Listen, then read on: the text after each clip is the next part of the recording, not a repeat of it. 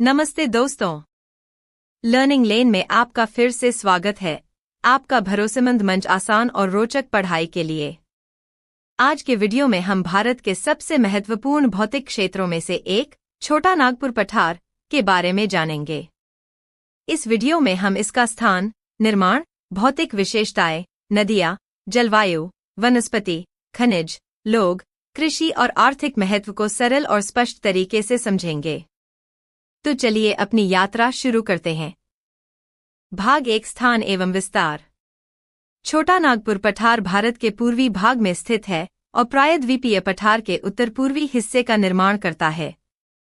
यह मुख्य रूप से झारखंड में फैला हुआ है और ओडिशा, छत्तीसगढ़, पश्चिम बंगाल तथा बिहार के कुछ भागों तक विस्तृत है। यह पठार उत्तर में गंगा के मैदानों और दक्षिण में प्रायद्वीपीय नदियों के बीच प्राकृतिक सीमा बनाता है। इसकी औसत ऊंचाई समुद्र तल से लगभग 700 से 1000 मीटर है, जिससे यह पूर्वी भारत का एक प्रमुख ऊंचा पठारी क्षेत्र बनता है। भाग 2, उत्पत्ति एवं निर्माण। छोटा नागपुर पठार भारत के सबसे प्राचीन भूआकृतिक क्षेत्रों में से एक है और इसका निर्माण प्री-कैम्ब्रियन युग में हुआ था।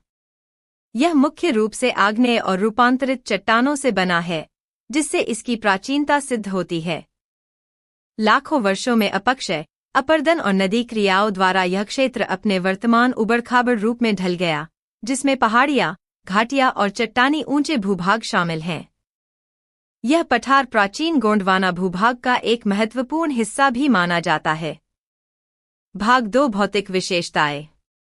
छोटा नागपुर पठार की सतह असमान और उबड़-खाबड़ है, जिसमें पहाड़ियां, घाटियां, खड़ी ढालें और समतल ऊंचे भूभाग पाए जाते हैं। इसमें रांची पठार, हजारीबाग पठार और कोदरमा पठार जैसे महत्वपूर्ण उपपठार शामिल हैं। इस क्षेत्र की सबसे ऊंची चोटी पारसनाथ पहाड़ी है, जिसकी ऊंचाई लगभग 1365 मीटर है और यह जैन धर्म का एक प्रमुख तीर्थ स्थल भी है। यह पठार हुंडरू जलप्रपात, दशम जलप्रपात और जोन्हा जलप्रपात जैसे सुंदर झरनों के लिए भी प्रसिद्ध है। भाग 3, नदियां एवं जल निकास। छोटा नागपुर पठार से अनेक महत्वपूर्ण नदियां निकलती हैं, जिससे यह पूर्वी भारत का एक प्रमुख जल विभाजक क्षेत्र बन जाता है। यहां से निकलने वाली प्रमुख नदियों में दामोदर, सुवर्णरेखा, कोयल, बराकर और ब्राह्मणी नदियां शामिल हैं। ये नदियां विभिन्न दिशाओं में बहती हैं और पठार से गुजरते समय गहरी घाटियां और कंदराएं बनाती हैं। तीव्र ढाल और तेज जल प्रवाह के कारण यहां जल विद्युत उत्पादन की अच्छी संभावनाएं हैं और इसी कारण दामोदर घाटी परियोजना जैसे विकास कार्य किए गए हैं। भाग 4, जलवायु। छोटा नागपुर पठार की जलवायु आसपास के मैदानों की तुलना में मध्यम और स्वास्थ्यवर्धक मानी जाती है। यहां गर्मियां गर्म होती हैं, लेकिन अत्यधिक नहीं, जबकि सर्दियां ठंडी और सुखद रहती हैं। इस क्षेत्र में अधिकांश वर्षा दक्षिण पश्चिम मानसून से होती है। वार्षिक वर्षा सामान्यतः 1000 से 1400 मिलीमीटर के बीच होती है, जो वनस्पति, कृषि और नदियों के प्रवाह को बनाए रखने में सहायक है। भाग 5, प्राकृतिक वनस्पति। छोटा नागपुर पठार की प्राकृतिक वनस्पति मुख्य रूप से उष्णकटिबंधीय पर्णपाती वनों से बनी है। यहाँ साल, सागौन, बांस, महुआ और पलाश जैसे वृक्ष सामान्य रूप से पाए जाते हैं। ये वन लकड़ी, लाख, तेंदुपत्ते, शहद और औषधीय पौधों जैसे महत्वपूर्ण वन उत्पाद प्रदान करते हैं। वन आवरण इस क्षेत्र में वन्य जीवों का संरक्षण करता है और पर्यावरण संतुलन बनाए रखने में सहायक होता है। भाग 6, खनिज संसाधन। छोटा नागपुर पठार को भारत का खनिज हृदय कहा जाता है क्योंकि यहाँ देश के सबसे समृद्ध खनिज भंडार पाए जाते हैं। यहाँ कोयला, लौह अयस्क, बॉक्साइट, अभ्रक, तांबा, चूना पत्थर और यूरेनियम के विशाल भंडार उपलब्ध हैं। प्रमुख खनन क्षेत्रों में झरिया और बोकारो कोयला क्षेत्र तथा नोआमुंडी और सिंहभूम के लौह अयस्क क्षेत्र शामिल हैं। इन खनिजों की उपलब्धता के कारण यहाँ इस्पात संयंत्र, सीमेंट उद्योग और विद्युत संयंत्र जैसे बड़े उद्योग विकसित हुए हैं। भाग 7, कृषि। छोटा नागपुर पठार में कृषि मुख्यतः वर्षा पर निर्भर करती है, क्योंकि कई क्षेत्रों में सिंचाई सुविधाएं सीमित हैं।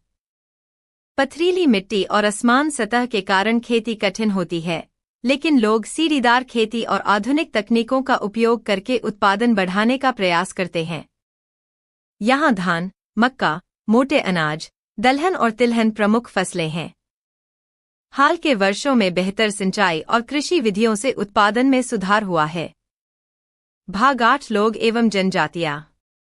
छोटा नागपुर पठार बड़ी जनजातीय आबादी का निवास स्थान है, जिससे यह भारत के सांस्कृतिक रूप से समृद्ध क्षेत्रों में से एक बन जाता है। यहाँ संथाल, मुंडा, उराम और हो जैसी प्रमुख जनजातियां निवास करती हैं। ये समुदाय मुख्यतः कृषि, वन उत्पादों और पारंपरिक शिल्प पर निर्भर रहते हैं। जनजातीय संस्कृति अपने रंगीन त्योहारों, लोक नृत्यों, संगीत और प्रकृति से गहरे संबंध के लिए प्रसिद्ध है। भाग 9 आर्थिक महत्व।